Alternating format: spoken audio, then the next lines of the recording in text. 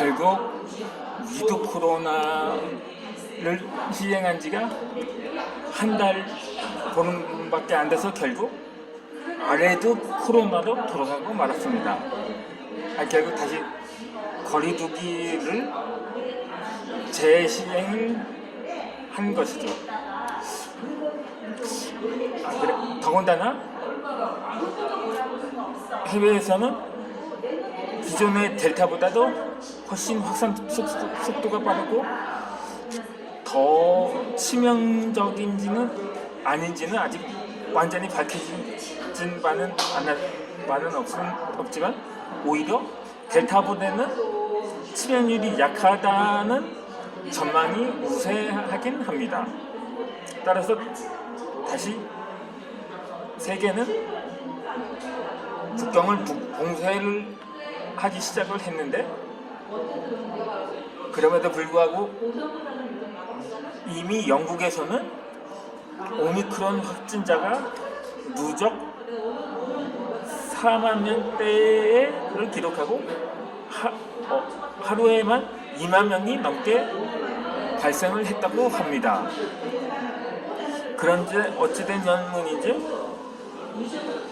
그 오미크론에 걸린 사람들이 대부분 사망했다는 얘기는 들려오지 않고 있습니다.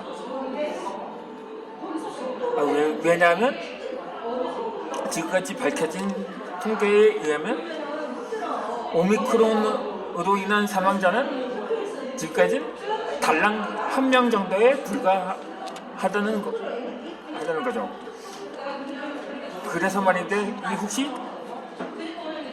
그렇다면 이 오미크론은 그러면 오히려 확산시켜야 하는 것이 아닌가 하는 약간 조심스러운 전망도 제기되고 있는 상황입니다. 물론 아직까지는 델타 변이가 우세 중이라서 조만간 유럽 국가들에는 이미 오미크론이 빠르게 확산이 되고 있는데, 제가 북유럽 국가 중에서 스웨덴 여행지 영상을 봤거든요. 제가 여행 유튜브도 즐겨 보는데, 이 여행 두 억신이라는 분의 채널을 보면 이 스웨덴은 무슨 다중 유형 시설 같은데 보니까는 마스크 쓴 사람이 거의 없었더라고요. 그런데 이 스웨덴은 세계 최초로 위드 코로나를 시행했던 나라입니다. 하지만 지금은 아닙니다. 결국 그때는 지난해였으니까는 아직 백신이 나오지 않은 때였고 해서 결국 그러니까 마스크도 안 쓰고 정상적으로 학교 등교도 하고 뭐 직장에 출근도 하고 그런 실험을 했거든요. 그냥 위드 코로나라기보다는 집단 면역 실험이라고 했거든요. 하지만 그 결과는 스웨덴이 완전히 아작나고 말았습니다. 스웨덴의 총 인구가 1,000만 명인데 그 중에 지난해 자료에 따르면 그때만 누적 확진자가 50만 명에 달하고 사망자도 10,000명이 넘었다는 통계 자료를 본 적이 있었거든요. 그러다 보니까 그거는 결국 방역 조치를 시행했는데, 이번에 또다시 위드 코로나, 이제는 위드 코로나라고 해도 상관은 없지만 그래서였는지 마스크 쓴 사람이 보이질 않았거든요. 지금 최근 영상이거든요. 지난해 영상이 아니라 최근 12월 달에 시청했던 영상인데, 그래서 혹시 그렇다면 이거 지금 영국에 지난 4월 동안 누적 확진자가 거의 10만 명 10만 명대에 근접을 했다고 합니다. 그러니까 오미크론 확진자들, 물론 전체 확진자에서 사망자 수는 훨씬 더 많겠죠. 하지만 이 오미크론 확진자 수에 한해서만 아직 사망자가 아직 한 명밖에 나오진 않았다고 하더라고요. 뭐 최근에 영국이 다시 락다운을 한다고 하는데, 근데 이 락다운이라는 게 뭐 어떤 나라는 셧다운이라고 그러는데, 그게 단계마다 다른가 봅니다.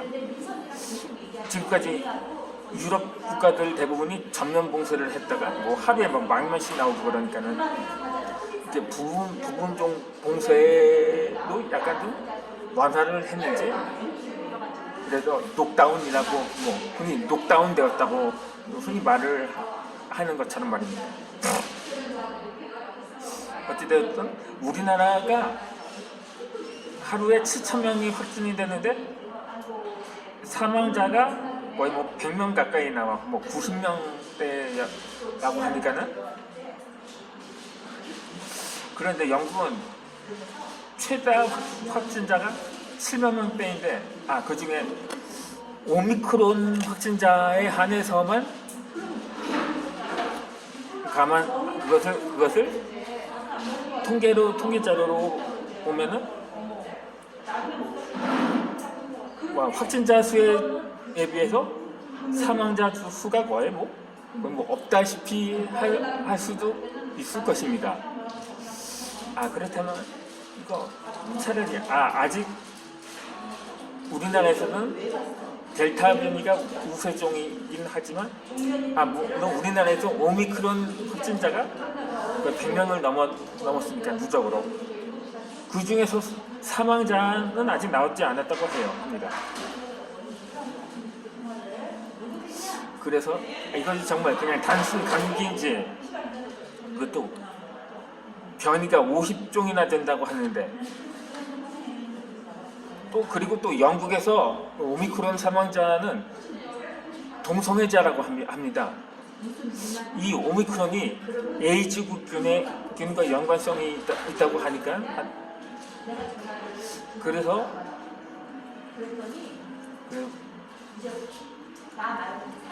이거 정말 우리나라도 한번 검토를 해봐야 할 필요성이 제기가 되는 것 아닌가 합니다. 계속 우리나라는 연일 최다 확진자가 나오고 또 치명률도 좀 높아지고 있음을 보면서 영국의 사례를 좀 더 지켜보면서 결단을 해볼 필요성을 느낀다고 판단이 되거든요. 이 시각장애인 소녀가 있었습니다. 그는 세상을 원망하며 살았습니다. 자기 주변에 있는 사람들은 모두 증오했다고 합니다. 그런데 단 한 사람은 예외였습니다. 소녀가 사랑하는 남자친구였습니다. 이 남자친구는 언제나 그의 대처를 지켜주었습니다. 그러자 소녀는 자신이 눈을 뜰 수만 있으면 그와 결혼하겠다고 입버릇처럼 말했습니다. 그러던 어느 날 정말 기적적인 소식이 들려왔습니다. 누군가가 그 소녀를 위해서 두 눈을 기증했다는 것입니다. 각각 이 수술이 성공적으로 이루어지고 마침내 소녀는 세상을 볼 수 있게 되었던 거죠. 처음 뜬 그 옆에 한 남자가 서 있었습니다. 그가 그토록 사랑하던 남자친구였습니다. 그는 환한 표정을 지으며 상대에게 말했습니다.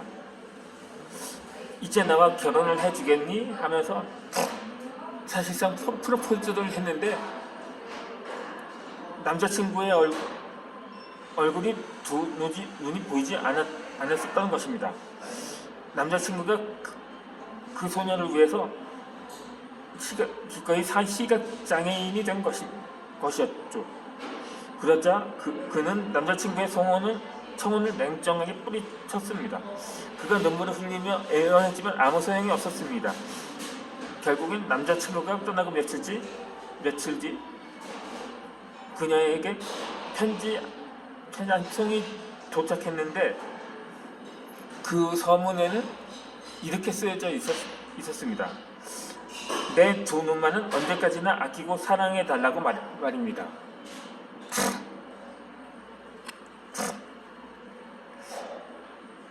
이 덴마크의 작가 안데르센이 쓴 동안 썩은 사과도 무척 감동적입니다. 가난한 노부부가 생계를 위해 가르쳤던 말을 팔기로 했습니다. 말은 그들에게 전세 재산이나 다름없었습니다. 할아버지는 말을 끌고 동네 장터로 향했습니다. 가던 도중에 말을 암소와 바꾸었습니다. 그리고 암소를 양과 바꾸고 양을 거위에 바꾸었습니다. 또 거위를 안타까워 바꾸고 마지막에는 썩은 사과 한 자루가 바꾸었습니다. 한 자루가 바꿨습니다. 할아버지는 주점에 들러 잠시 쉬어가기로 했습니다. 주점에는 두 명의 영국 시인사가 있었습니다. 그들은 할아버지의 이야기를 듣고 극장대소 했습니다. 그가 집에 들어가면 부인한테 혼날 거라고 장담을 했습니다. 하지만 할아버지는 절대 그렇지 않을 거라고 반박을 했습니다. 그러다 두 영국인은 금화 한 자루를 걸고 내기를 제안했습니다. 이에 할아버지는 두 사람을 데리고 집으로 돌아왔습니다. 부인은 할아버지를 반갑게 맞이했습니다. 할아버지는 부인에게 그동안 있었던 일들을 하나하나 이야기했습니다. 그럴 때마다 그녀는 감탄하며 맞장구를 쳐주었습니다. 그럼 이젠 우유를 먹을 수 있겠다고. 양적도 맛있고 털도 만들어 있고요. 거위털도 예쁘고 따뜻하시지요. 남탁을 잘 키우면 양계장 주인이 될 수 있겠네요. 이렇게 말을 하자 마지막으로 할아버지는 썩은 사과 이야기를 했습니다. 시초를 만들려면 썩은 사과가 필요했는데 참 덜 졌네요. 오늘 저녁에는 맛있는 사과 파이를 해 먹어야겠네요. 라고 말하면서 할아버지가 썩은 사과 한 자루는 금화 한 자루 바꾼 건 부인의 절대적인 믿음과 사랑이 있었기에 가능했던 것입니다.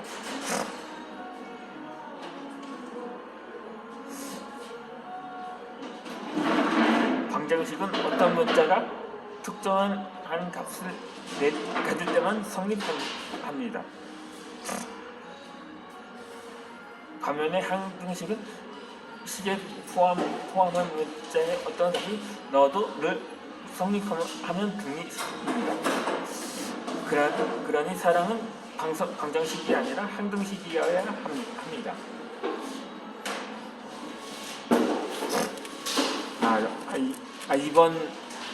이번 보면은 제가 지난주에 촬영해서 설명해드렸던 영상인데 그만 15분을 넘겨버렸지 뭡니까?